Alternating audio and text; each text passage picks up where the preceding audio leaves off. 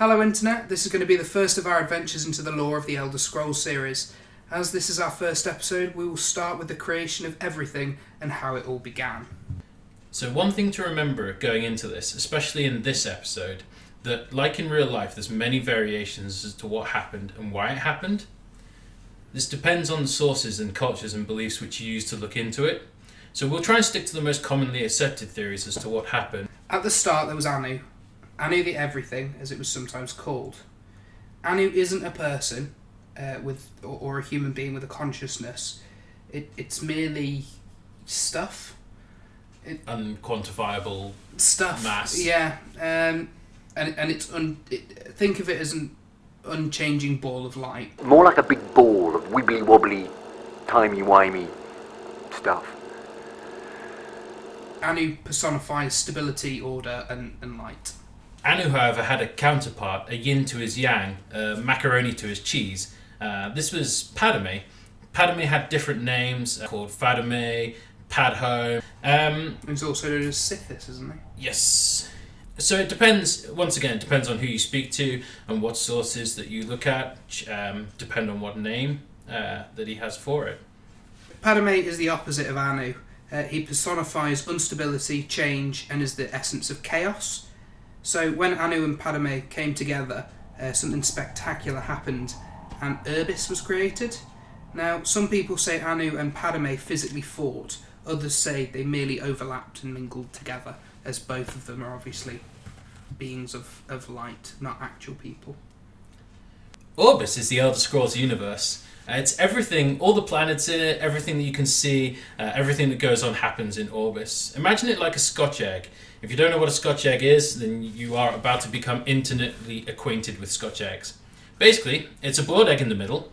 Imagine the yolk is where Nirn is. It's like the centre of the whole Scotch egg, the whole universe.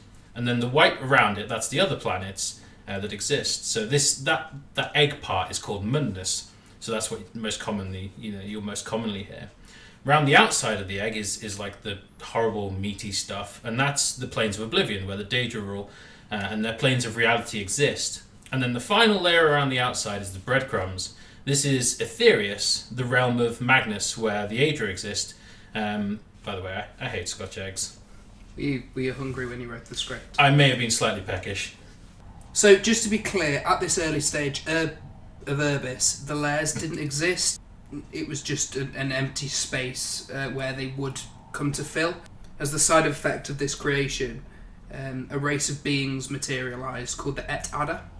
The Et Ada were an ethereal, otherworldly race that existed in this space that would soon be filled. But they inherited characteristics from their inverted commas parents, because they are the same, that they don't have personality, they don't have consciousness, and they have no identity. So they're not sort of individual beings as such. They're still just an entity, like a spiritual race. Eventually, though, the Et Ada did gain personalities and consciousness. No one really knows why, but what is known is Akatosh came to be the first one to gain consciousness and personality. With his awakening, he brought the structure of time, which is where we can start to build a timeline. Anything before this was just kind of all at the same time, and it could have been seconds, it could have been eons, no one really knows, but with Akatosh it straightened out a timeline almost, and that allowed the rest of the Et Ada to follow in his footsteps. After some time, an Et Ada named Lorcan, sometimes known as the Trickster God, once again depends who you ask, came up with a plan. He proposed that the Et Ada created a new plane of existence. Now, the reason why he suggested this is not clear. Some say it was a plot against the other Et Ada, others disagree, but guessing at the motives of a being that we can barely comprehend is unsurprisingly virtually impossible. The way this realm had to be created was to use the strength of the Et Ada. So Magnus, one of the other Et Ada, created the space in the centre of Urbis, the space for the egg called Mundus. This was to hold Nirn and the other planets. From here it gets a little convoluted. To explain what happened to the Et Ada, the ones that stayed and participated in Lorcan's plan, they became the Aedra, and they're the most the most well-known of the Aedra, known as the Nine Divines.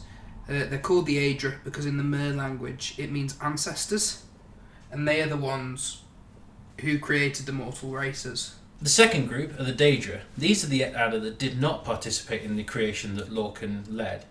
And Daedra means not ancestor, since they didn't create any of the life. Finally, the third group, the ones that actually fled madness, they became known as the Magna Ge. They fled to Aetherius, the outer layer. To do this, they had to tear through the realm of Oblivion, and they literally tore holes through Oblivion and out to the other side.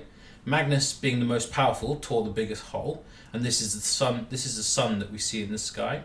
The rest, because they had lost some of their strength, tore smaller holes, and this is how we ended up with the stars. Nirn has magic as a direct consequence of this, and because magic from Aetherius filters down onto Nirn. All the Aedra that stayed behind, their strength was used to create the 8 planets. Lorcan's strength was made to make Nirn the planet where the Elder Scrolls games take place on. The planets caused the Aedra to lose so much strength that they could never directly affect their creations, but the presence of the other planets could. It is said that Lorcan gave his life to Nirn, and his body made up the world itself. This is supported by the fact that Lorcan's heart has lasted so long by itself in Morrowind. The weakened Aedra, that did not give their bodies to planets, then fell to Nirn and became the Elephani. These are the ancestors of Men and Mer. A large number of them arrived together and created a community which were the Old Elephani, and they then created a paradise, a place that the Elephani could stay. Other Elephani were scattered throughout the land as well, and these were called the Wandering Elephani. Eventually, the scattered Elephani found paradise. Such an asshole! Eventually, the scattered Elephani found the old Elephani and found the paradise that they had created, and attempted to be welcomed and saw it as a safe haven.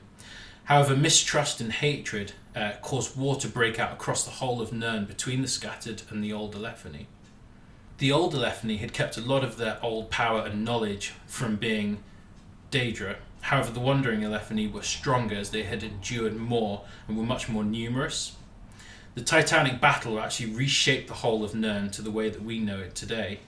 When Nirn was reshaped, the old Elephani stayed in Tamriel, where we play most of the games, and the Wandering Elephani separated off into other continents. The Elephani that stayed on Tamriel became the Mer, or the ancestors of Mer, the Aldmer, and the Wandering Elephani that are no longer on Tamriel then became Man. I think a few Wandering Elephani were left on Tamriel on the other side, and they then became dwarves, as they don't seem to have any connection with the Aldmer, and the Aldmer had no knowledge of them. So I reckon it's either another group that's fallen of wandering that just stayed in the mountains, but because they were still on Tamriel became a kind of Mer. But the Elephani are the link between the Aedra and the races of Tamriel. The transition from Mer and Man from the Elephani took many years, but once they finally became Mer, they started to record their time, and that's really when a coherent timeline that we can track starts. Whereas most of this is just speculation from different races. So thank you very much for listening to us, and don't forget to subscribe to all our future videos, and let us know if there's anything that you want us to explain in the comments below, and if we're not going to cover it, we'll certainly have a look and see what we can do. Yeah, we've definitely tried to get everything in there. I think there's a good 40 episodes of Elder Scrolls. It's going to be a good trek into the lore. So, but hopefully we can describe it. You will also notice that we've not put any channel branding on this, but we are going through rebranding. So if you see a random channel that you don't realise you've subscribed to, it could well be us. It's also the reason for the delay of this channel, but for this video. But thanks ever so much for bearing with us, and we hope you enjoyed the first of the series. Buckle up your seatbelts. It's Scotch egg time!